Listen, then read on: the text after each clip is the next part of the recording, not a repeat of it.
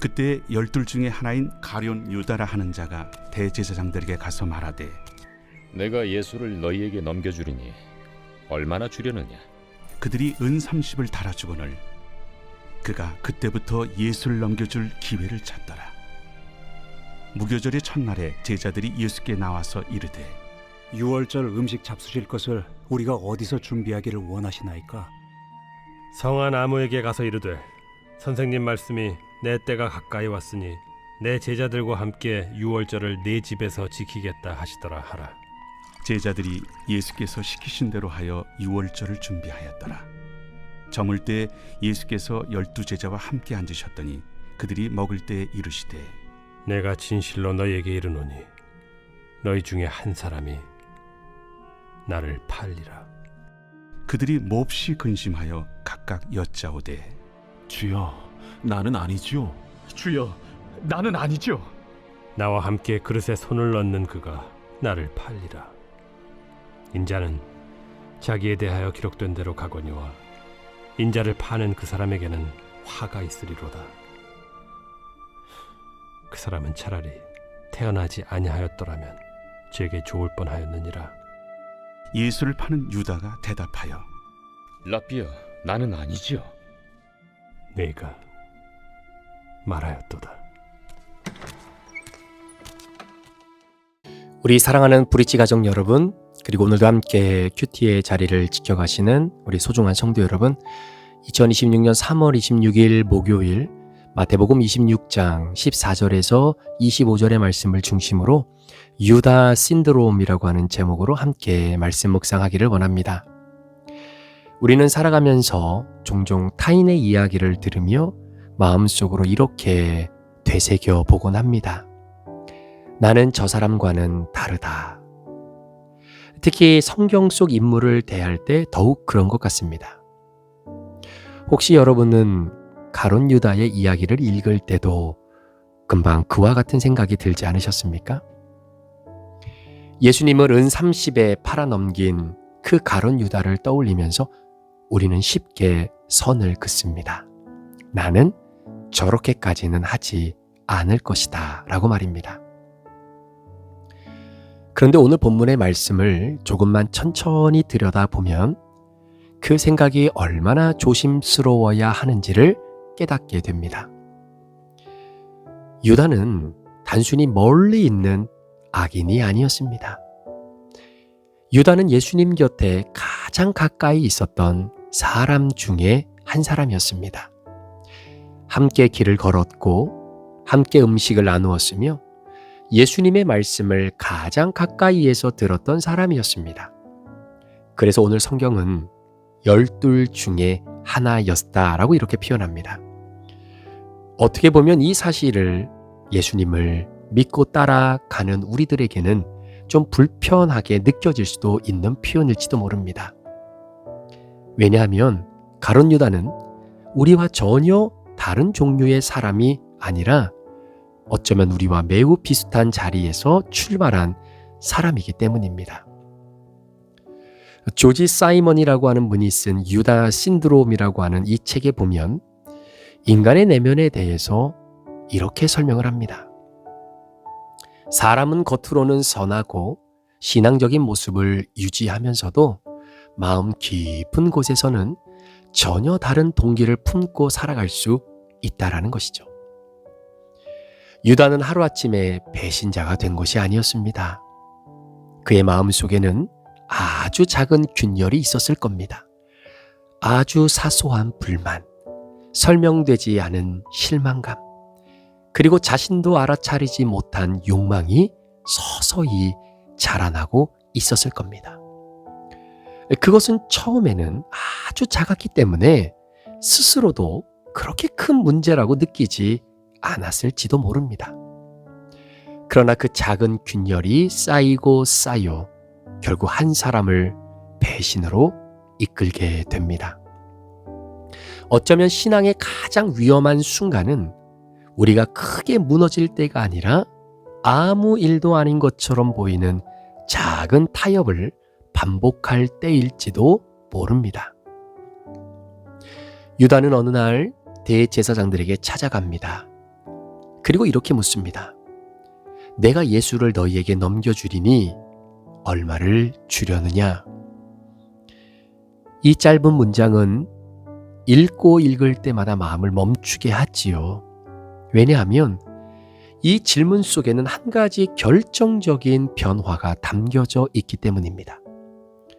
예수님이 더 이상 주님이 아니라 가격을 매길 수 있는 대상이 되어버린 것이다라는 겁니다. 그들은 은 30을 내어놓습니다. 유다는 그것을 받아들입니다. 그 순간 보이지 않는 어떤 선이 넘어갑니다. 조지 사이먼이 말하듯이 인간은 자신의 행동을 스스로 정당화하는 능력이 매우 뛰어나답니다. 아마 가룟 유다도 자신을 완전히 악한 사람이라고는 생각하지 않았을 것입니다. 근데 이렇게 생각했을지도 모릅니다. 나는 단지 상황을 조금 바꾸는 것뿐이다. 예수님이라면 결국 이 상황을 뒤집으실 것이다. 그러나 실제로 그분의 선택을 움직이고 있던 것은 탐욕이었을 수도 있고 또 예수님에 대한 기대가 무너진 데서 오는 실망이었을 수도 있고요. 무엇보다 자신을 중심에 두는 마음이었을 것입니다. 우린 여기서 조용히 멈춰 서게 되는데 나는 과연 무엇을 기준으로 선택하고 있는가? 나는 무엇 앞에서 예수님을 뒤로 미루고 있는가? 여러분, 신앙은 거창한 선언보다 이런 작고 반복되는 선택 속에서 드러나기 때문입니다. 오늘 본문은 이어서 말합니다. 가룟 유다는 그때부터 예수를 넘겨줄 기회를 찾기 시작합니다. 여러분, 배신은 어느 날 갑자기 일어나는 사건이 아니라 이미 방향이 정해진 마음이 만들어내는 결과입니다. 사람의 마음은 참으로 섬세해서 처음에는 불편했던 것도 반복되면 반복될수록 점점 익숙해지고 익숙해지면 결국 자연스러운 일이 되어버리죠.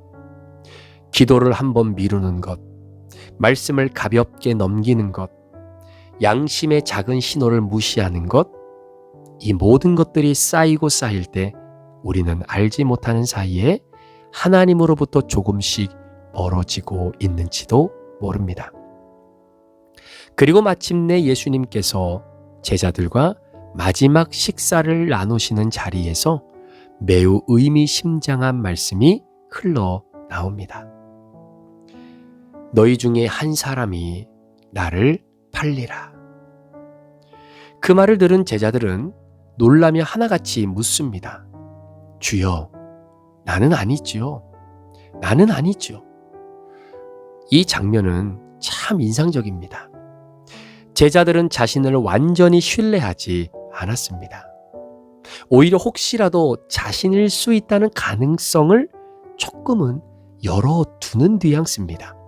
그런데 그 질문 속에 가룟 유다도 함께 있었습니다.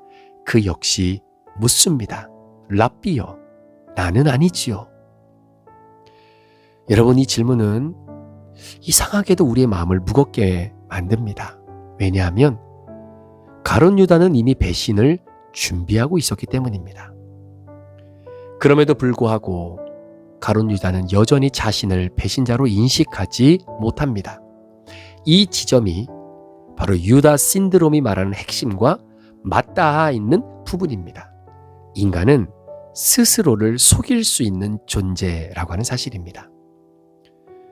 우리는 때때로 자신을 객관적으로 바라보고 있다고 생각하지만 실제로는 보고 싶은 모습만 보고 듣고 싶은 말만 듣고 스스로를 정당화하는 방향으로 생각을 정리해버리곤 합니다. 그래서 더 두려운 것은 죄 자체보다도 죄를 죄로 느끼지 못하는 상태일지도 모릅니다. 마음이 무뎌지고 양심이 조용해지고 하나님 앞에서의 긴장이 사라질 때 그때 우리는 이미 위험한 지점에 서 있는 것입니다. 그러나 이 이야기 속에는 또 하나의 인물이 있지요. 바로 베드로입니다. 베드로 역시 예수님을 부인했습니다. 하지만 그는 완전히 다른 결말을 맞이하게 됩니다.